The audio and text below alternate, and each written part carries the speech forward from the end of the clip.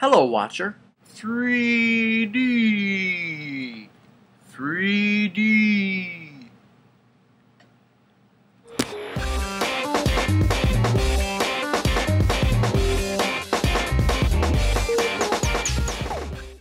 This movie stars Sarah Paxton, Catherine McPhee, and some other unknown people. The stars are not important. What we have here is a PG-13 shark movie. Something that's so unnatural I can't believe it even exists. In Shark Night, a group of unlikable college kids go out to a lake for a weekend and get eaten by sharks that were released by these crazy hillbillies. Everyone in this movie is unlikable. Joel David Moore, he was in Avatar, he was in Hatchet, he's probably the most entertaining bit of this movie. He's a bit likable, but still, no one is really that likable in this movie.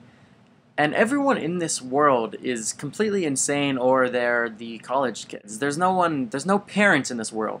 This is a strange world where no parents exist. There's no normal people. There's no adults. It's just the villains, the sharks, and the college kids. Oh yeah, and there's also a dog. So when I first heard about this movie, I was wondering, how on earth are they going to pull off the death scenes with a PG-13 rating? Shark movie, it has to be rated R. Well, as expected, there's a lot of people being thrashed around in the water, and the water is turning red all around them, like blood.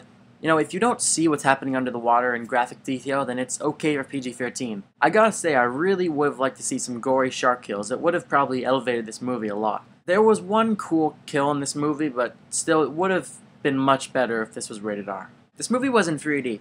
During the underwater scenes, the 3D was actually pretty impressive. Overwater, there really wasn't much.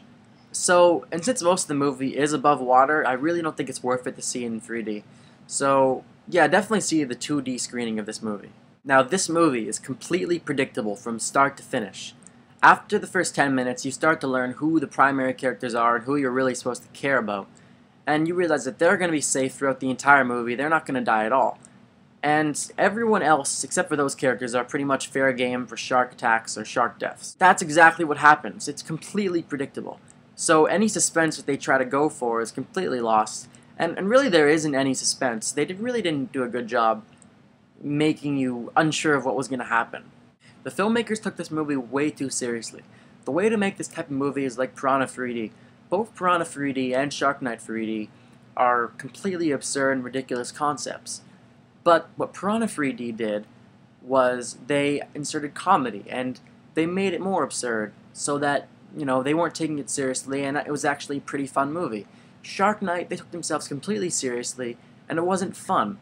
Lack of fun is a big problem in a movie that has no other redeeming qualities except for Joel David Moore, who I said was pretty entertaining. But you need either fun or gore to make it a worthy movie, and this movie had none of that.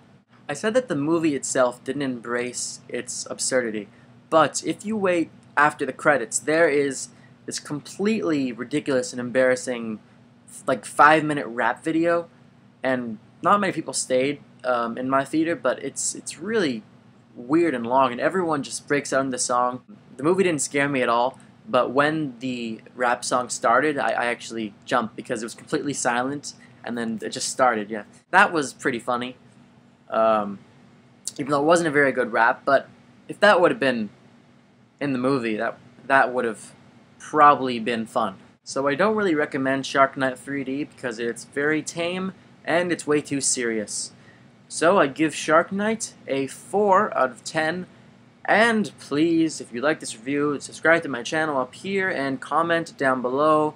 Leave a comment, and yeah, so guys, see something else other than this weekend.